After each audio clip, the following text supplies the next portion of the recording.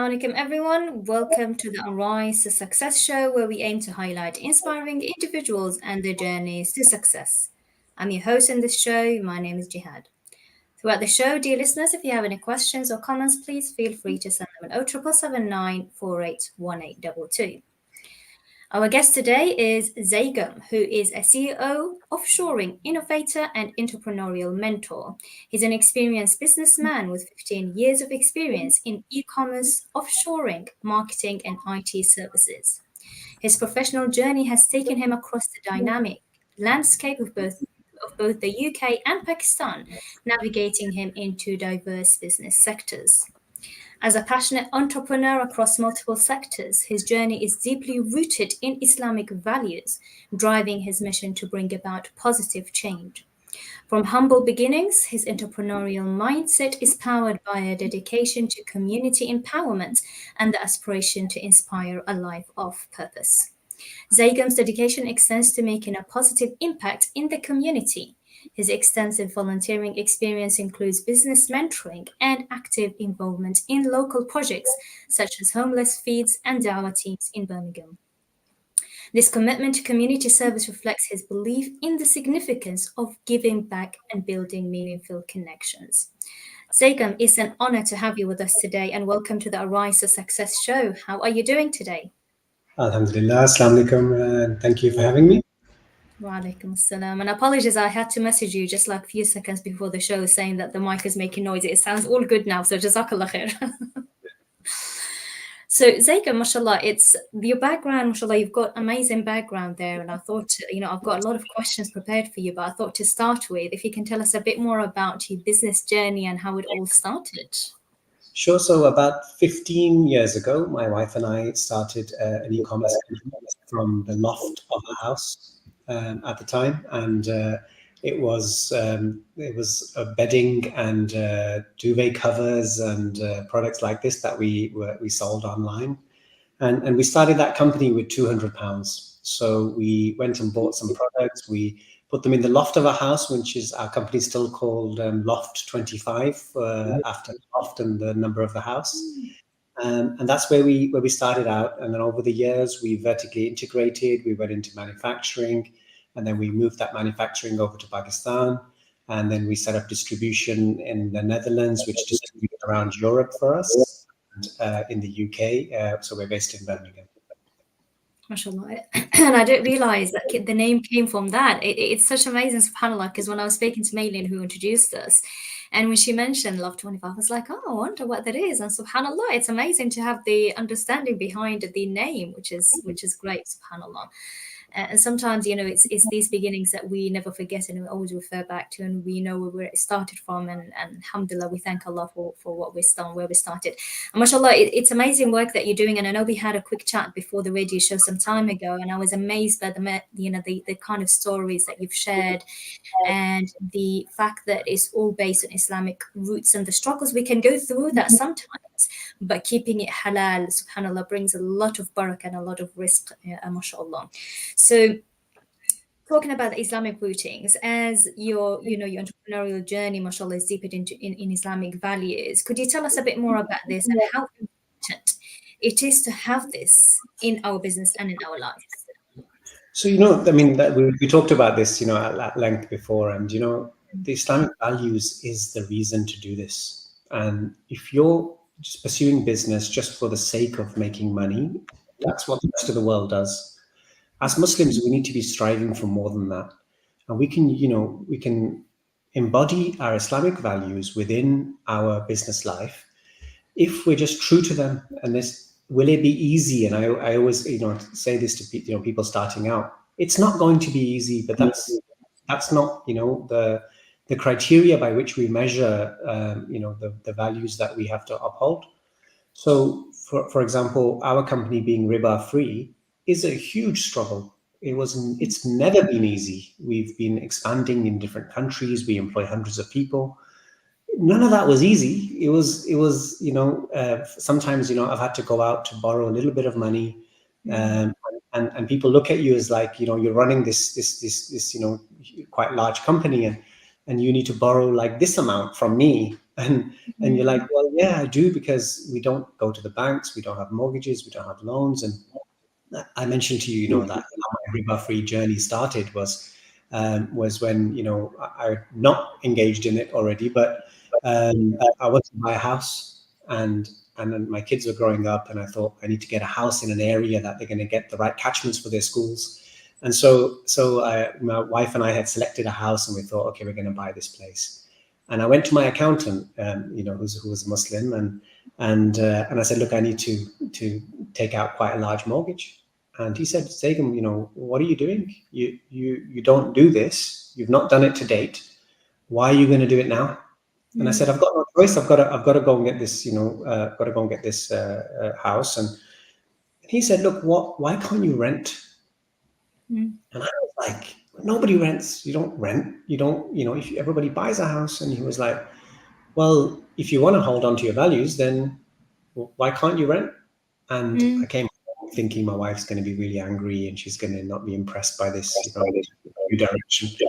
And I said, look, I don't think it's the right thing. And she said, I'm feeling the exact same thing. And I said, okay, so what should we do? We need to be in a certain area, so we'll rent. And I rang up the agent. I was telling this story to someone, quite big in property the other day. And I rang up the agent and I said, what's the best house in Birmingham, in that area? Well, I've got this huge house. It's got loads of rooms. It's on a private road. It's like, a mansion, right? For someone like me that was like, really aspirational. He was like, and this is the rent. And I was like, okay, that's not that bad. I can actually rent out my current house. I could top it up a little bit and I can have this. So we had the best of the best. We lived in this place that you could play football in the front room, and it was just fantastic, right? Like for a good few years, and then we thought we don't need something this big, so we downsized, right? In later years. But then the barakah that comes from following your Islamic values is huge, right? We underestimate that often, and in business it was the same. We took the hard route often. But we had to be really frugal with the money we had. We had to make the right choices. We didn't have money to waste. And so what would happen? You would always do things in the best, most economical, frugal way possible, which led to a better business, in all likelihood. So you stick to Islam, and Allah opens doors that you never thought possible. And then people gravitate towards you, the people who work with us. I mean, just one of the barakas has been the loyalty we get from the people who work with us. And often, I'm the first to go home, and they're all still here. I'm actually at work at the moment, and I can see like, there's lots of people still around, and I'm like, well, why haven't they gone home yet? Because they work harder in their businesses than I do. And why is that? And that's one of the barakas that Allah gives you when you uphold Islamic values. And just one thing on that is, like understanding your risk. If Allah's going to give you what He's already determined, and you can take it through illegitimate means, or you can take it through the means that He's guided us with, and the choice is always there. And you're like, okay, yeah, it's going to be a bit harder this way, but you do it the right thing, and lots of good things happen. But your risk was the same. It was going to happen anyway, but you just were maybe impatient, or you took that to it, which is not the way to do it, right? We need to be fighting the good fight. Means you come to work every day believing that in Allah's bounty. Having tawakkul means that we believe that we'll get through whatever difficulty comes our way. And I don't want to sugarcoat the fact that the business is easy. It's not. It's really difficult. But then that's okay, because you come in every day with the mindset of Allah's decreed what He's going to give me. I've got to come out and just make sure I create the channels for it to come to me. And so you go and you dig, and and you keep working, and it's Allah who's going to give you what He's going to give you. It's not going to be you and your mind and efforts, even though you might think it is. It's not, right? So why compromise Islam then in that?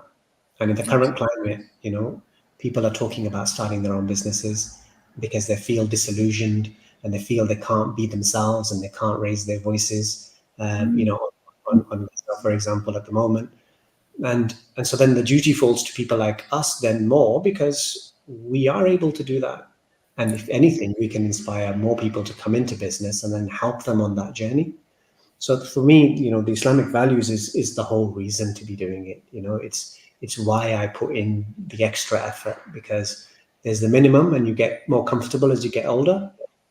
But I probably work harder now than I did when I was in my 20s. MashaAllah.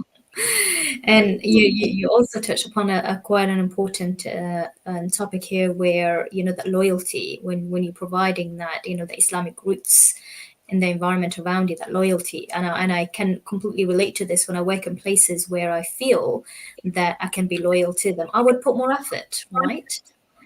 Whereas if I don't feel that my efforts are even appreciated, it's like, why even be here? Yeah, And that yeah, happens quite a lot. So that loyalty, mashallah, is quite important there. And the Islamic values you've mentioned is very, very important. And riba, just to translate, riba is interest that we're referring to here. And the Quran is mentioned that if we have riba interest, that's like having a war in Allah. So, and his Prophet Sallallahu Alaihi Wasallam, so it's very, very important. It's like basically chasing something in life that you'll never achieve. So it's a really, really important areas that you talked about there, mashallah. So jazakallah khair. And I'm just going to quickly remind our dear listeners, just in case anybody joined us a bit later, that we have Zhagum with us on the show today, who is a CEO, offshoring innovator, and entrepreneurial mentor. As a passionate entrepreneur across multiple sectors, his journey is deeply rooted. I think I'm being okay. Hopefully it's fine now. I felt I heard myself echoing. His journey is deeply rooted in Islamic values, driving his mission to bring about positive change. And from humble beginnings, his entrepreneurial mindset is powered by a dedication to community empowerment and the aspiration to inspire a life of purpose. Dear listeners, anybody who's got any questions, please feel free, questions or comments, feel free to send them on 07779 481822. So, just talking about here the mindset, the entrepreneurial mindset, powered by a dedication to community empowerment and the aspiration to inspire a life of purpose. I would love to know a little bit more about your. I'm not. Can you hear echoing yeah. as well? There was some Yeah, echo there. I'm not sure what's going on. I'm going to check with the team, but hopefully that should be all right, inshallah. Now, so yeah, if you can tell us a bit more about this entrepreneurial mindset, Zagum. So some of us are kind of like very kind of natural entrepreneurs. We're kind of born with it, and and it kind of it's where we automatically go. So I've just come back from a huge factory, in Telford, Mm, that closed recently, and I don't want to expand my manufacturing right now, and it's not really where I want to be going. And but I was just like walking around, and my mind's working like at speed, thinking oh, we could start this, we could do that, we could buy this mm, machine, we could buy this plant. It just comes very naturally to some. But the thing is, what do you use it for? Because, and I struggled with this, because we live in a capitalist society. So what does that tell us to do? It tells us, there's like the hustle culture, that is, kind of make as much money as possible so we can retire to some beach somewhere at some point, is the kind of the dream that we're sold. What does that mean for Muslims? And what does that mean for me? It's been a journey to get here, but like I see it as a life of purpose is what I need to be leading. I need to be inspiring others, be able to do the same, because there's no point dying the richest person in the graveyard. That's mm, not what Allah put us here for. And I was having this discussion with a young professional just yesterday, and we were exactly going through this. That yes, he was saying, well, should I be ambitious? I was like, yeah, I totally get that. Like, I'm ambitious. I always have been. But for what end? Because if the end is I make as much money and accumulate as much property as possible, as a lot of our South Asian families have been teaching us, make as much money as possible, buy some property, and then what? Because then you can take it easy. But then Allah didn't make me for that. Allah didn't mm, create me to get to this earth, accumulate as much wealth as possible, and then take it easy. That's not a life of purpose. mm, If our purpose is to please our creator, then we use business for that. We use our voice for that. We use all our resources for that. Our mind should be dedicated to it. In whichever field in which we operate, we need to be striving to please our creator. What does that mean for a business person? It could be then what you do with your business, or what you do with the money that your business generates, or in the way you conduct yourself. Because when we do business with non-Muslims, we're ambassadors for our entire faith. So we have to bear that in mind, right? Like, sometimes, like I just mentioned, I went to see this machinery. I'm a fairly good negotiator. I could negotiate further than I did. And I thought, like, I'm going to stop now because I think I'm taking advantage of that situation. I'm just going to leave it. It's okay. I think I've got quite a fair deal. And I told him so. I said, look, my faith dictates that we treat people, fairly, and I know a bit about your situation, and I think, let's claw back a little bit. Actually, you know what? Let's agree on the following price. And he was really shocked. He was like, "Why are you, leaving money on the table now?" And I was like, "Well, here's why. Because this is this. We don't do money. We don't do business this for this money's sake. Money's sake. That's not the point. We're speaking about that Allah's decreed for us.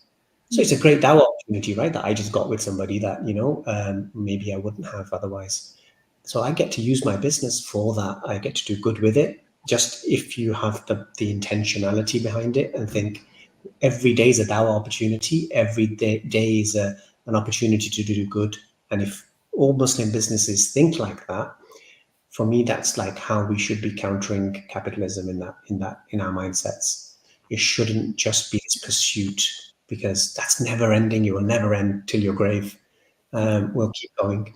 Instead, we can do so much more if we just have this kind of abundance mindset of there's lots of things Allah's going to give me. There's lots of things for me to pursue, but let me make it into an ibadah, because that's within my means to do so.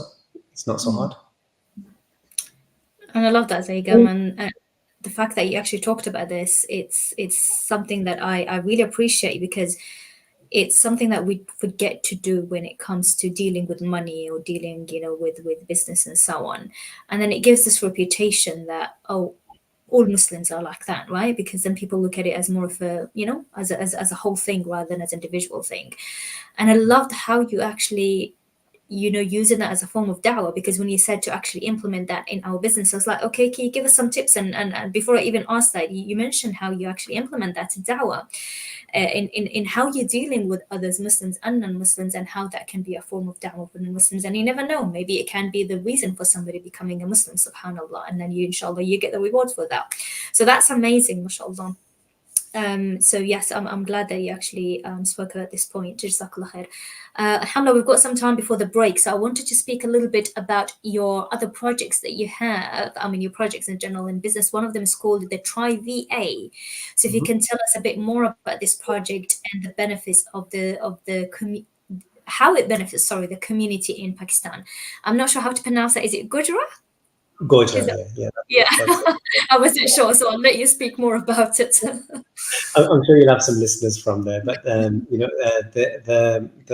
community in Goja is like, it's my father's hometown, and my father left that town in 1979, and so I've always had this thinking that we have a debt to this place that our forefathers left, and to build a better life. And so I visit, and when I went into manufacturing, I set up a factory there, and I employed a lot of people, but those jobs were low paid, and they're not changing lives in the way I wanted. Because yes, it's a provision of employment, but then it's a very competitive industry in textile manufacturing, and so you're not going to get like huge life changing what's it called jobs created. What does create those jobs is tech skills. So I thought, okay, what kind of skills can I easily create, by just building a small academy, training, 10, 15 people at a time, and building up the skills that businesses in the UK need. And that's where the Try VA company came from. So it's only about a year old. And in that time, we've reached 120 people employed by that company, who are hired out to companies in the UK. And they bring a mix of skills, whatever businesses need. It could be data entry, it could be video editing, graphic design, it could be lots of what's it called, ecommerce, market specializations. So we give them as a team of 3 from that business, which we call a pod. And then companies take a pod with a mix of skills. So they might take one Amazon person, someone does their Google ads, someone who does their graphic design, and that's their little team, that's their back office. What it does there, though, is what's really interesting, because now you're empowering 120, households who live from the income. And as those skills improve, they get closer and closer to UK salaries, which is my dream. I want them to be able to earn a UK level salary because their skills are so good, but yet live in their hometown with their families in their natural environment, and not have to do what our fathers did, and not have to leave and seek employment around the world. We can create that without too much investment and effort. It doesn't take a lot. It takes a will. And for my town, I thought, okay, that's going to be me. So I'm going to have the will to create it. And if Allah, supports our mission, what will happen? It will inspire other people to do it. And not just in our town, in other towns, they'll think, oh, why don't I set up a back office there, start creating employment? And then, I meet great people like, the Sister Maylene who introduced us is one such person. She was like, I'd love to mentor some of the women in the business there. And I was like, that's exactly what I need. I need inspirational people like her to mentor young ladies in our town who have been told historically that they can't amount to much. There aren't any job opportunities. We're one of the few employers in our town of women. And we created separate spaces for them. We have prayer spaces. We maintain the environment in a way that it's conducive to Muslim lifestyle, and they're able to come in and earn a living. And there are many people who are divorced, who are widows, and in these small towns they are highly marginalized. Whereas what did it take for us to empower them? It took an office and an academy. And this was something that I wanted to take to a level where if we can take it to 1,000 people employed, that's 1,000 families who earn their living internationally, and they bring that money into the local economy. They're very empowered by it, and that's like the inspiration behind Trivier. So that's a company that's very close to my heart. I spend a lot of time and effort on it because I really want to create those opportunities out there. It resonates with me just so much more because those jobs are really appreciated and they're really meaningful. Yeah. And as those skill levels improve, what happens? People teach their sisters and their brothers the same skills. They teach people in their area. They start their own academies. They start their own companies, which is something I always love to see. So that's where Trivier is going at the moment. Mashallah, that's amazing, and you're not just looking at business as a way of making money, but as how you can provide opportunities to others as well. So it's amazing, and what I love about this as well is the barakah it can go in that business and in that money, from just not viewing it as a business, but also as an opportunity to help others.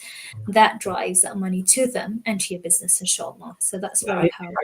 I totally see that, like every day. Barakah is something that I think you have to experience to really appreciate it. And how do you experience it? You've got to put yourself in the environment in which it can be given to you. And when it is, you don't have any doubt about it anymore. Barakah is going to carry me through whatever I intend, because you make an I go into some industries and sectors that I know nothing about, and I'm like, how can I survive in this space, right? It's barakah that's going to carry me, because Allah will send me the people I need. I believe that really strongly. So I'll go into a new skill set area and I'll be like, okay, I have nobody. I'm going to Pakistan, later this week, and I'm going to start a new department. And I know just in the trip that Allah will send me who I need. I really believe it. And I'm just going there with this open mind of like, right, that's fine. I'm just going to go there and kind of plant my flag of like, we're starting, full stack development. Yeah. And Allah send me exactly who I need, right? And I'm gonna then new department, inshallah. Inshallah. We're going for a short break, dear listeners. We're going for a short break in few seconds. So this is Aspire. Assalamu alaikum. In Luton and its surrounding areas, it is now time for Salat al-Asr. लुटन और इसके मज़ाफ़ात में नमाज असर का वक्त हुआ चाहता है।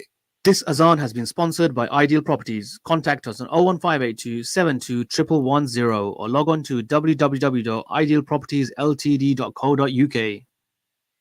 الله أكبر الله أكبر الله أكبر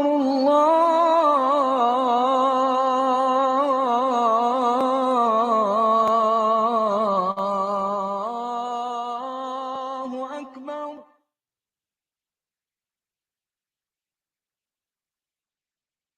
أشهد أن لا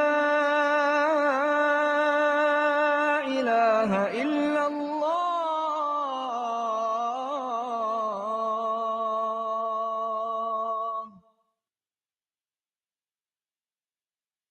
أشهد أن لا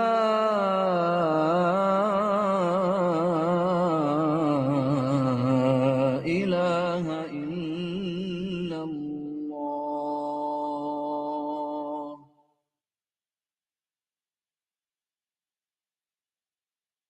أشهد أن محمدًا رسول الله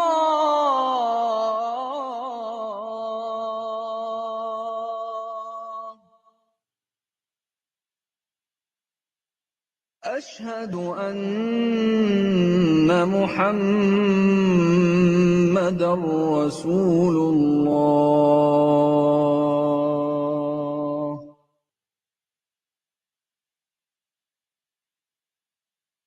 حي على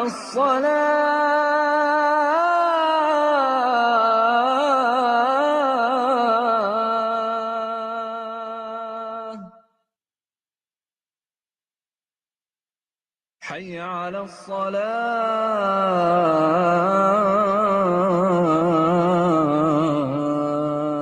الصلاة حي على الفلاح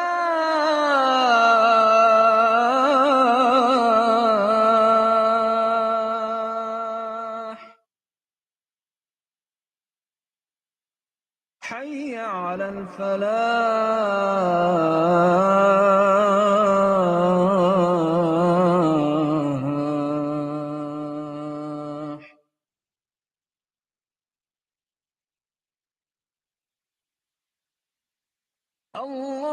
الله أكبر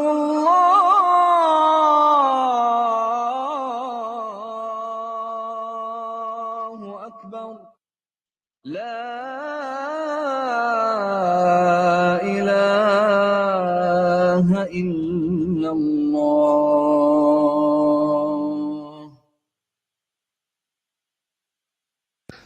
اللهم رب هذه الدعوة التامة والصلاة القائمة آت محمدا الوسيلة والفضيلة وابعث مقاما محمودا الذي وعدته إنك لا تخلف الميعاد. Would you like to sponsor the azan? If so, give us a call on 01582 481810 or email us on info@inspirefm.org.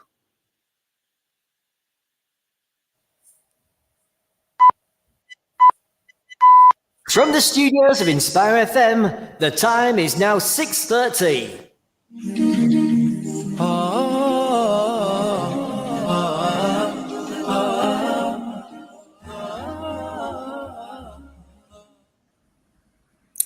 Assalamu alaikum everyone, welcome back to the Rise to Success show. We have Zhagum with us on the show today, who is a CEO, offshoring innovator and entrepreneurial mentor. He's an experienced businessman with 15 years of expertise in e-commerce, offshoring, marketing and IT services. His professional journey has taken him across the dynamic landscapes of both the UK and Pakistan, navigating him into diverse business sectors. As a passionate entrepreneur across multiple sectors, his journey is deeply rooted in Islamic values, driving his mission to bring about positive change. From humble beginnings, his entrepreneurial mindset is powered by a dedication to community empowerment and the aspiration to inspire a life of purpose. Zhagum's dedication extends to making a positive impact in the community. His extensive volunteering experience includes business mentoring and active involvement in local projects such as homeless feeds and dawah teams in Birmingham. This commitment to community service reflects his belief in the significance of giving back and building meaningful connections. Dear listeners, if you have any questions or comments, feel free to send them on 0779481822. Sincere apologies to your listeners for the echoing. I'm not sure what's going on there. Some of my shows are virtual, so I don't know what's going on with echoing, but inshallah, we're working to fix that. Zhagum, back to yourself, and apologies, I went slightly over before the break as well, but mashallah, you share quite really interesting things.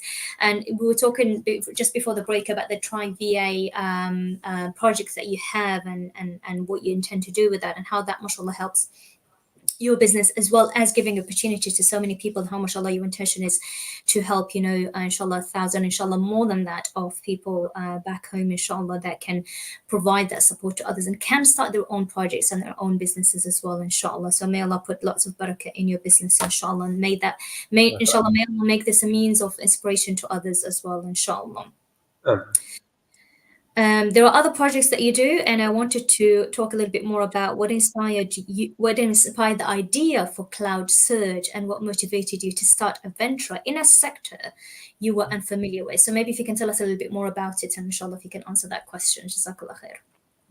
Sure. So Cloud Surge is a company which is beyond my tech skills, and I'm a technophobe. I have to call somebody in to help me print something out. So that's my kind of level these days.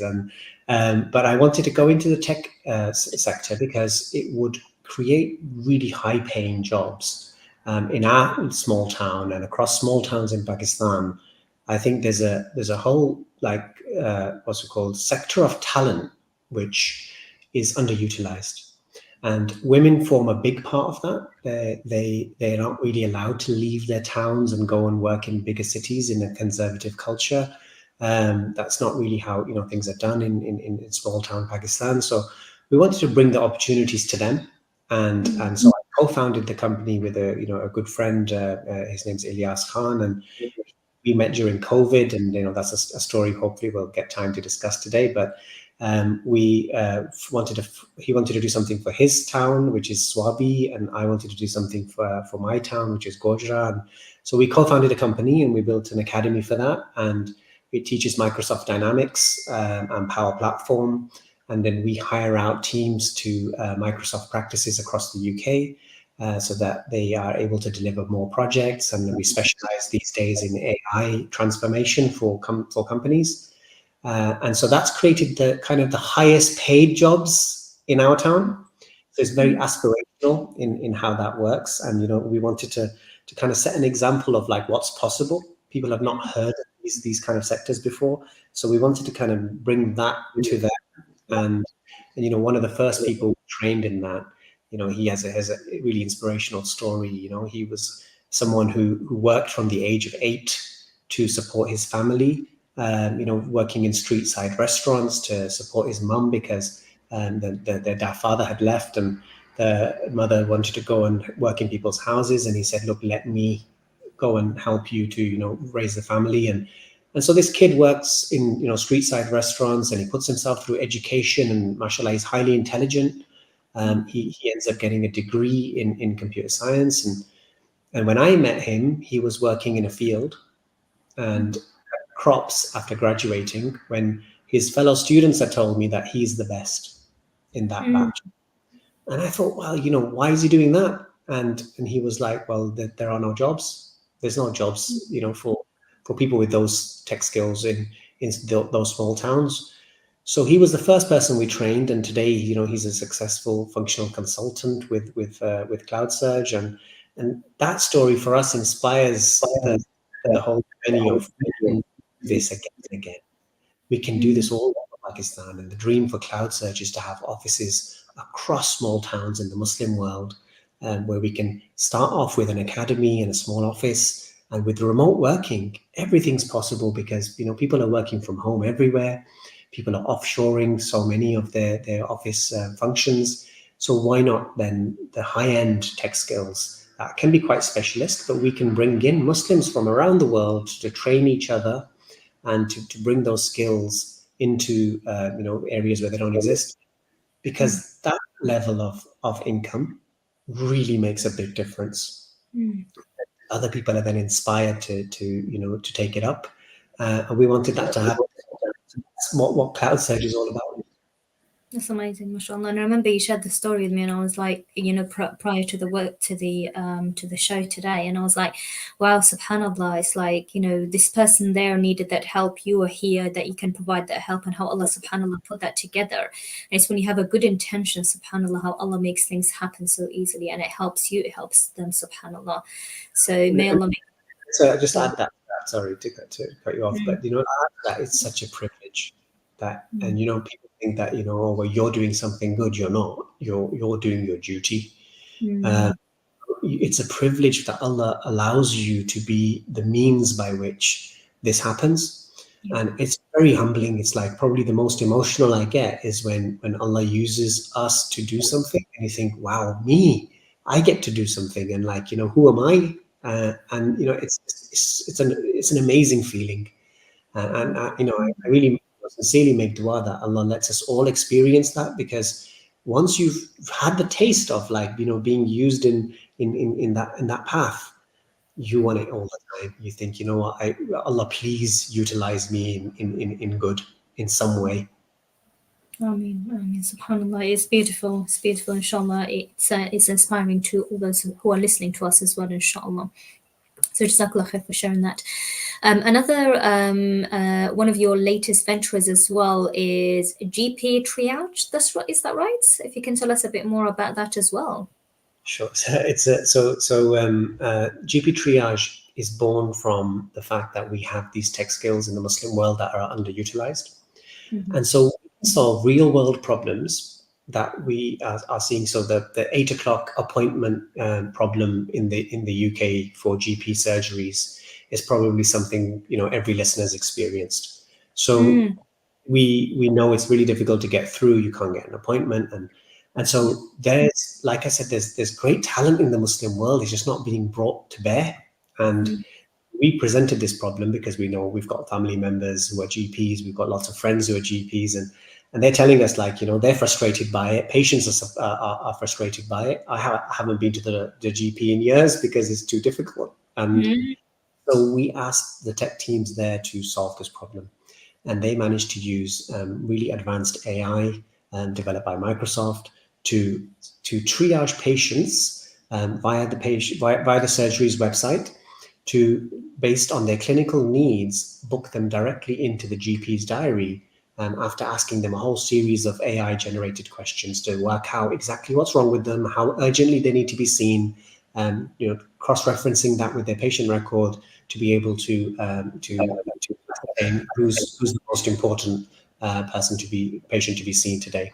So the GPs then prioritize who's really needs to be seen first, and then second and third, and that's all automated. And we offer that to GP surgeries around the UK. And all of that was born from the tech teams that we developed in Pakistan. And so, the GP triage company is co-founded with myself and Dr. Hanan Chaudhry, and we're out in the market right now, demoing that to lots of GPs, and practices and PCNs around the country. So you can solve real world problems with the resources that the Muslim world possesses. That was the thing I wanted to achieve from this, was to be able to show that we have great solutions to modern problems. I love that. I didn't know there was a solution, so I'm glad that you've actually mentioned it, because when I read that, I was like, what is that? So subhanallah, and the fact that you utilize the skills of the people there to help them, mashallah, and to bring the solution to here, it's mashallah, it's like great thinking. So well done for doing something, and mashallah, all the other ideas that you've had as well. But this is something that we clearly are suffering from here in the UK in terms of, because I would spend days and days and days making that. Now I don't even bother making an appointment with the GP. It's like, okay, let me just go to the herbal side of things and forget about the GP. Well, I know we all feel this, right? So and by all means send your GP over to us, and we'll get their surgery AI automated. That should be the case. Well, I've left them now, so I went to something better, alhamdulillah.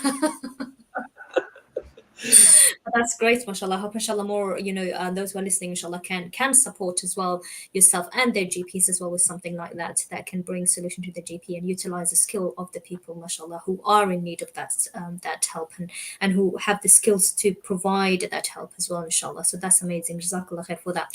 I'm just going to quickly remind our dear listeners, just in case anybody joined us a bit later, that we have Zhagum with us on the show today, who is a CEO, offshoring innovator, and entrepreneurial mentor.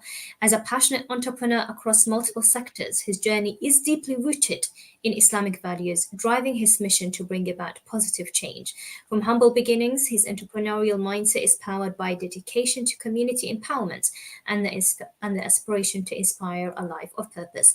Dear listeners, any questions for Zhagum or any comments about anything that has been mentioned, please feel free to send them an 0779 481822. So, mashallah, Zhagum, a lot of all the things that you've shared are very, very inspirational, mashallah. I would like to talk a little bit more about your volunteering experience as well, which includes business mentoring and active involvement in local projects such as homeless feeds and dawah teams. It seems like, mashallah, you are already busy with so much, mashallah, but you're not neglecting the volunteering aspect of things. So please tell us more about that. My volunteering journey is an interesting one. I didn't do a lot until I went on Hajj, and on Hajj I was sitting in Mina, and the person next to me, who I still don't know who they were, said to me, Allah's given you a skill, and I said, well, what is it? And they'd been observing me for a few days, and they said, you are able to bring people together, and you have that ability. But he said to me, something I've never forgotten. He said, but I bet you've never used it for good. Oh, wow, subhanAllah. And I was like, first a bit kind of, taken aback by where you don't know me. But I was like, you're actually right.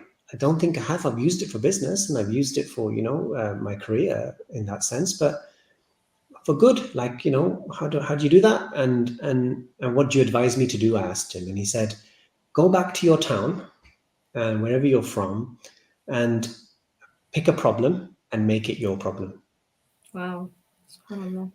When I came back, I looked around and I went around different places and said, how can I help? Could I come and paint your tuition center? Could I, volunteer in your fundraising, project? And then I came across a homeless charity in Birmingham by the name of Asufa, and I volunteered there. And that kind of was the start of my volunteering journey, because I met great people. Because who volunteers? Good people volunteer. So you end up making great friends. It's you mix in the right sectors of society, because those are the best of the best. And so you make great friends, and you then hear about other things, and you get involved in those, and one thing leads to another, and you end up in lots of projects. And so I ended up on one of the dawah teams, and because of this, and that's where I met them from. And so you end up getting involved in the right things in your town, in your city. You should be at the forefront as a Muslim. If you're not involved, and you're not, to be seen in the problems of your area, then you're not fulfilling what Muslims are supposed to be doing. We should be using, our voices. We should be, using our hands to go and solve problems, right? We should be involved. We must be at the forefront, surely. Isn't that what our duties are? And then, because we come from that immigrant mindset, we came here to make a life. But then us as the next generation, we're now putting down the roots of, well, let's build institutions and let's actually serve society, because that's what Muslims do.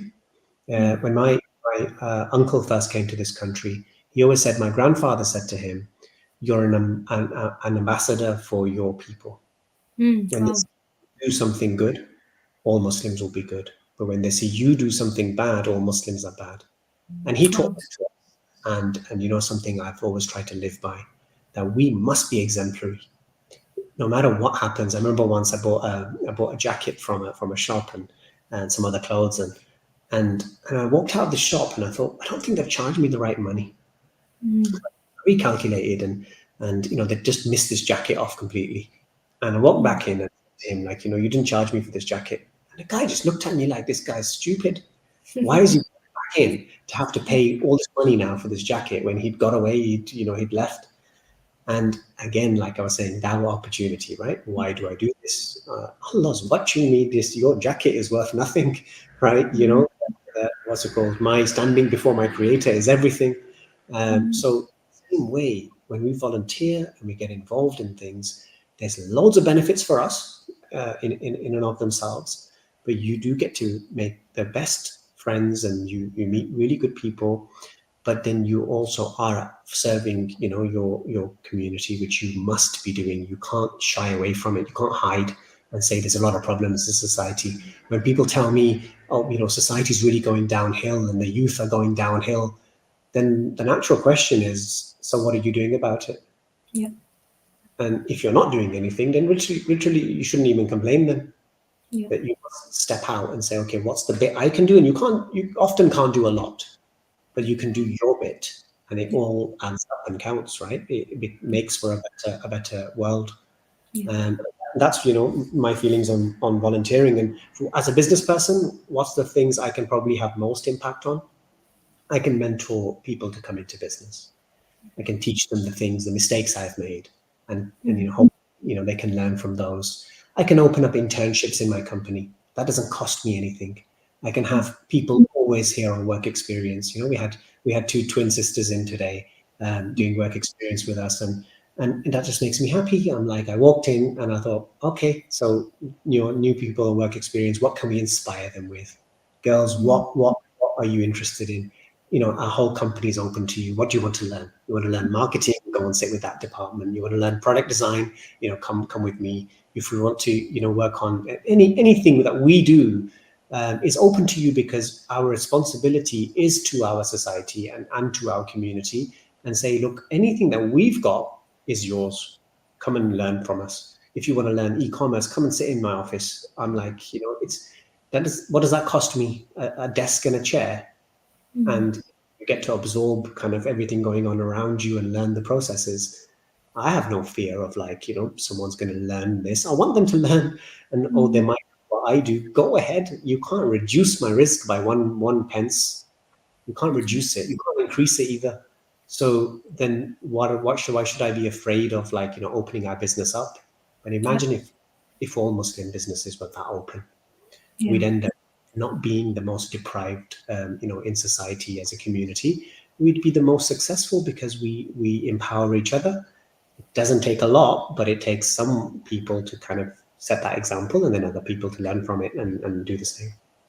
Absolutely. Inshallah, that can inspire others, inshallah, to do the same, as you mentioned, because the support that you are giving, it's not just helping individuals, but it is helping the whole of the Muslim community, inshallah. So, as you said, if each one of us do our bit, because if it's only one person, one person is thinking that way, other people will be thinking that way, and we do our bit. But then I feel like sometimes the opposite happens.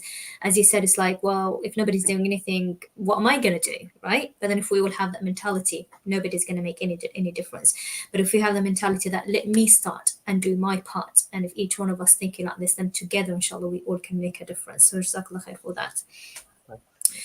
And in terms of the thing that we actually touched upon a little bit earlier, which is in 2020, where you organize one of the largest volunteer-led campaigns, gathering over 900 volunteers to support the NHS during the critical time of COVID. So if you can tell us a bit more about this, and why is volunteering and we talked a little bit about why volunteering and giving back to the community is important as part of our life. If you can tell us a bit more about that and the NHS experience that you've had during COVID. COVID was like a testing time for everybody, and we were positioned by in a really good way, that we had manufacturing facilities, but we had to close them when COVID the first lockdown started. But on the first day of the lockdown in March 2020, a doctor came to my house and had heard of me from someone else, and had come to my house and said, we're wearing bin bags to protect ourselves, and do something, like, could you make us something? And yeah, I thought, okay, yeah, if anyone can, then we can. So, okay, how do we do it? But we couldn't employ sewing machinists in tight, what's it called, constrained spaces. So I went to the local masjid, Green Lane Masjid is a very active masjid in Birmingham, and I said, look, I need volunteers. And so they put out a call, and we ended up getting 900 people who volunteered to use their sewing machines at home to sew PPE coveralls that the hospitals wanted. So we ended up running this huge campaign where we were donating the fabric and cutting it and delivering it to people's homes. They were sewing it for us and sending it back, and then we were donating it to the local hospitals, to the funeral services, to care homes, to any GP surgeries, anyone who needed it. We were just donating all the way through the lockdowns. So we got to meet hundreds of people. We got to engage with all different communities. We helped the Jewish care homes, up and down the country with PPE. Even the film industry, we donated to them because camera people couldn't operate. They needed to have PPE, and PPE was in such short supply. So we got to do great things. And one of the best kind of things that came from it, so many good things. I could talk all day about that. That faith lives and one of the greatest things was the NHS approached us and said, could you help us construct a campaign like this? And so they took my daughter, Afreen, who's probably listening, and they took her, as their youngest employee in the NHS at the time. She just finished her GCSEs. And so she was like, she had to get special permission to employ her. She led a team of 1,500 volunteers working with the NHS.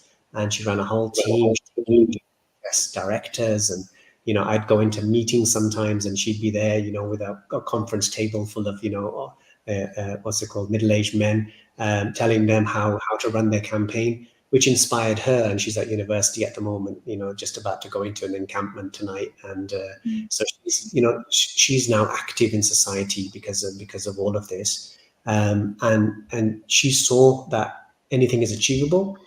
That was literally like a side benefit of the fact that you're doing good things. And so your children are inspired, people in society around you are inspired.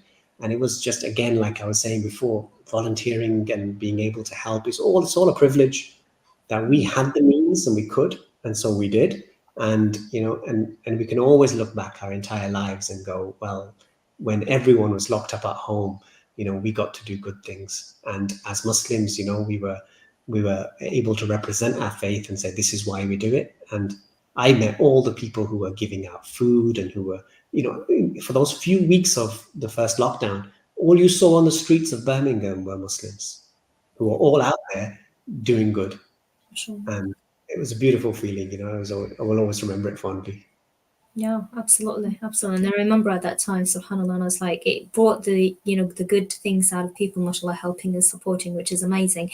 I really loved what you said about your daughter being a young leader there and how that led to her to where she is now, mashallah. Maybe if we can talk for like a minute or two or a minute and a half before the end of the show about the importance of involving the young people in such projects and creating those young leaders. Absolutely. Look, we've got to inspire them to be able to do now much more than we've been able to do ourselves. We spent most of our lives, and I did very personally, I spent a large proportion of my life pursuing success for success's sake, because that's what we're taught to do. And so now what do we say to our next generation? We want them to pursue purpose. When my daughters, decide on their career paths and say, look, what should we be doing? My advice to them is do something that's going to please Allah, and that's going to make you happy doing it. Don't worry about the financial aspect of it. Gone are the days when we were all told to be doctors and engineers. That's not what we now say to our kids. We want them to pursue purpose, their unique ability, just as much as exactly as you are doing, is you're using your unique ability to further the ummah. And what is that like? You identify it. It took you a lifetime to exactly realize that, okay, this is what I'm good at. And I'm sorry, Zhagum, 10 seconds, sorry. Okay, sorry. So we must allow them to do whatever they want to pursue, and I think that is important for us to open those gateways for them and inspire them. Absolutely. Jazakallah khair. It has been a great pleasure having you today, learning about what you do and the amazing stories you share. So Jazakumullah khair. Dear listeners, we'll see you next week, inshallah. Coming up next.